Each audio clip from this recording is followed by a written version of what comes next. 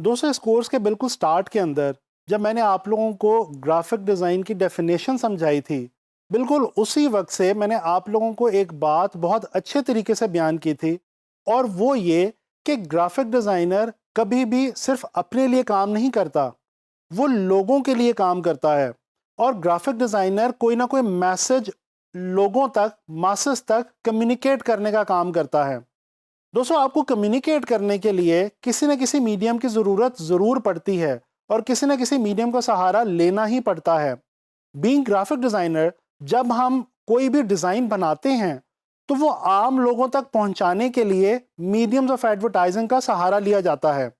इस लेसन के अंदर मैं आप लोगों को मीडियम्स ऑफ एडवर्टाइजिंग के बारे में ही बताने लगा हूं। तो चलें चलते हैं, बात करते हैं मीडियम्स ऑफ एडवर्टाइजिंग के हवाले से। दोस्तों, बीइंग ग्राफिक डिजाइनर, जब हम कोई चीज बनाते हैं, क्रिएट करते हैं, तो बेसिकली हम मैसेज कम्युनिकेट कर रहे हैं। अब यहाँ पे सवाल ये पैदा होता है कि आया कि ये मैसेज किस किस्म का है। दोस्तों, ये मैसेज या तो किसी न किसी कंपनी या ब्रांड की एडवर्टाइजिंग के हवाले से हो सकता है, या किसी भी प्रोडक्ट या सर्विस की प्रमोशन के हवाले से हो सकता है, और या फिर इसके अलावा किसी भी खास बात के हवाले से अवेयरनेस क्रिएट करने के लिए भी ये मैसेज हो सकता है। दोस्तों, जो फर्स्ट फॉर्म मैंने आपको बताई है वो कहलाती है एडवर्टाइजिंग। जो उसके बाद मैंने आपको बताया है वो है प्रमोशन, एंड देन मैंने आपको बताया है सोशल अवेयरनेस के हवाले से। अब दोस्तों, ये जो तमाम एडवर्टाइजिंग कैंपेन्स मैंने आपको बताई हैं, इनको लोगों तक पहुंचाने के लिए मीडियम्स चाहिए। अब वो मीडियम्स कौन से हैं, चलिए आए मैं आपको बताता हूं। दोस्तों, आम तौर पे जो सबसे ज़्यादा मीडियम यूज़ किए जाते हैं वो नंबर 1 प्रिंट मीडियम, उसके बाद आउटडोर, उसके बाद इलेक्ट्रॉनिक मीडिया, उसके बाद वेब मीडिया, और फिर उसके बाद मोबाइल डिवाइसेस जैसे मीडियम जो हैं ये आमतौर पे इस्तेमाल किए जाते हैं। तो चलें एक काम करते हैं, वन बाय वन इन तमाम मीडियम्स के बारे में बात करते हैं, और ये भी देखने की कोशिश करते हैं कि जब हम ऑनलाइन फ्रीलांस मार्केट प्लेसेस पे काम कर रहे होंगे एज ग्राफिक डिज़ाइनर्स, तो उस वक्त हमें इन मीडियम्स के हवाले से किन किन जॉब्स का सामना करना पड़ेगा और किन किन असाइनमेंट्स पे काम करना पड़ेगा। तो दोस्तों, सबसे पहले बात करते हैं जी प्रिंट मीडियम की। जैसा कि इसके नाम से वाज़ेह है, प्रिंट मीडिया के अंदर वो तमाम आइटम्स ऑफ एडवर्टाइजिंग फॉल करती हैं जो कि प्रिंट होती हैं। यानी कि दोस्तों, आप लोग डिफरेंट जगहों पे पोस्टर्स देखते हैं, जैसे कि इस वक्त आप स्क्रीन पे अपने सामने एक पोस्टर देख सकते हैं। ये पोस्टर जो है ये मीडियम ऑफ कम्युनिकेशन के तौर पे या मीडियम ऑफ एडवर्टाइजिंग के तौर पे बहुत ही फेमस मीडियम का दर्जा रखता है।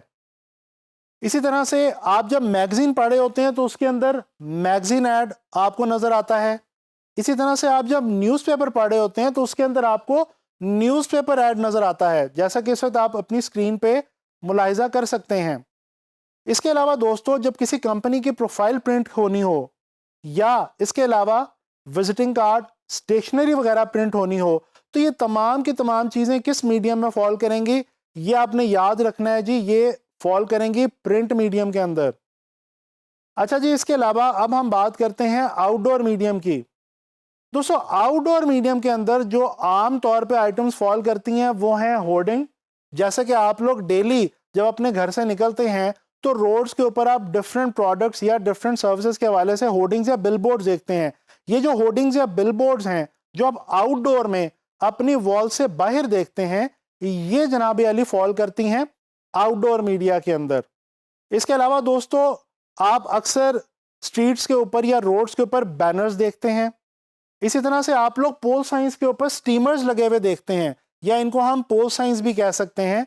तो ये भी जो है फॉल करते हैं आउटडोर मीडिया के अंदर। इसी तरह से दोस्तों, अगर आप किसी शॉप के ऊपर या किसी बड़े डिपार्टमेंटल स्टोर पे जाएं तो वहां पे आपको शॉप साइंस लगे हुए नजर आते हैं। ये जो जितने भी इस तरह के जो मीडियम्स हैं, इस तरह के जो आइटम्स हैं, ये फॉल करते हैं आउटडोर मीडिया के अंदर। अच्छा जी, ये तो हो गया प्रिंट और आउटडोर। चलें अब हम बात करते हैं इलेक्ट्रॉनिक मीडिया के हवाले से। दोस्तों, इलेक्ट्रॉनिक मीडिया के अंदर वो तमाम जॉब्स फॉल करती हैं ग्राफिक डिज़ाइनर की, या वो तमाम आइटम्स ऑफ कम्युनिकेशन जो है वो फॉल करती हैं जिनका ताल्लुक इलेक्ट्रॉनिक मीडिया से यानी कि फिल्म एंड टीवी वगैरह से है।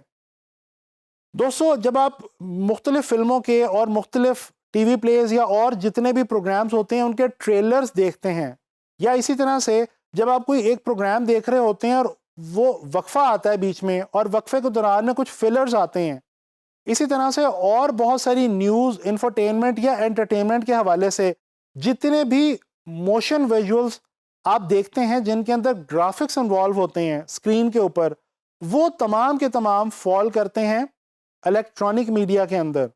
तो जब आपको आपका क्लाइंट स्क्रीन के लिए कुछ भी डिज़ाइन करने को कहे और वो आपको बताए कि मैंने इसको इलेक्ट्रॉनिक मीडिया में प्रोड्यूस करना है या चलाना है, तो डेफिनेटली वो जो आइटम आप डिज़ाइन करेंगे वो फॉल करेगी किसमें? इलेक्ट्रॉनिक मीडिया में। अच्छा जी, इसी तरह से आजकल जो सबसे ज़्यादा एक्टिव मीडिया है और वो मीडिया जो कि इस वक्त दौरे हाजिर के अंदर सबसे ज़्यादा तरक्की कर रहा है, सबसे ज़्यादा ग्रो कर रहा है, वो मीडिया है जी वेब का या साइबर का। जी हाँ दोस्तों, इस वक्त हम सबसे ज़्यादा इस्तेमाल जिस मीडियम का करते हैं वो है वेब। और आपको मैं यहाँ पे ये भी बताता चलूँ कि ऑल अराउंड द वर्ल्ड, पूरी दुनिया में बड़ी बड़ी कंपनीज ने अपनी जो बजट्स की स्पेंडिंग है वो बाकी तमाम मीडियम से कट करके इस मीडियम के ऊपर सबसे ज़्यादा लगानी शुरू कर दी है, और ये है साइबर या वेब मीडिया।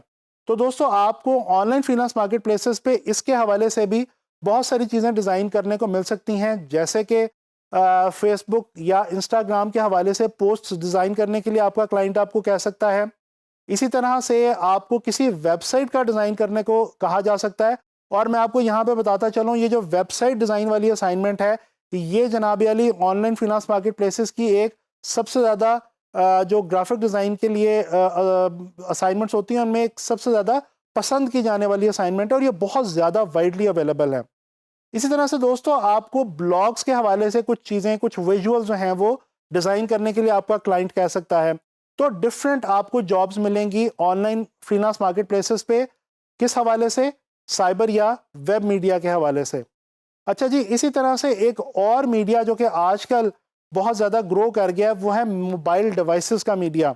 जी हाँ, मोबाइल डिवाइसेस इस वक्त बजाते खुद एक अलग मीडियम के तौर पे जो है वो रिकग्नाइज किए जा रहे हैं, और जब भी आपको किसी टैबलेट या किसी मोबाइल के स्क्रीन के लिए कोई भी इंटरफेस या कोई भी विजुअल डिज़ाइन करने को कहे आपका क्लाइंट, तो ये समझ लीजिए कि आप मोबाइल डिवाइसेस के मीडियम के लिए काम कर रहे हैं।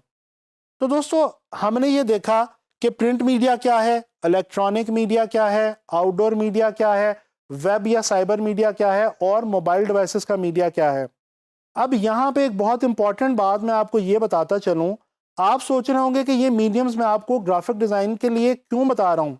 दोस्तों जब आप इलस्ट्रेटर या फोटोशॉप के अंदर न्यू डॉक्यूमेंट लेते हैं, यानी कि काम करना शुरू करते हैं, तो सबसे पहले आपको कुछ ऐसी चॉइसेस मेक करनी होती हैं, कुछ ऐसी चॉइसेस जो हैं वो आपको ऑप्ट करनी होती हैं जिनका ताल्लुक इन तमाम मीडियम से है।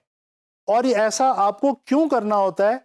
बिल्कुल इसलिए, जैसे कि मैं आपको पहले बता चुका हूं, कि आप जो भी डिज़ाइन बना रहे हैं याद रखें वो आपने कहीं ना कहीं बाद में प्रोड्यूस करना है। आपके क्लाइंट ने आपसे जो भी डिज़ाइन बनवाना है वो बाद में कहीं ना कहीं लोगों तक पहुंचाना है, और लोगों तक पहुंचाने के लिए उसको किसी न किसी मीडियम का सहारा लेना है। तो मैं उम्मीद करता हूं कि आपको समझ आ गई होगी कि ग्राफिक डिज़ाइन में ये मीडियम्स इंपॉर्टेंट क्यों हैं और इनको समझना ज़रूरी क्यों है। तो इंशाल्लाह ताला नेक्स्ट लेक्चर में ग्राफिक डिज़ाइन के हवाले से किसी मज़ीद इंटरेस्टिंग फैक्ट या किसी इंटरेस्टिंग कॉन्सेप्ट के साथ मुलाकात होगी।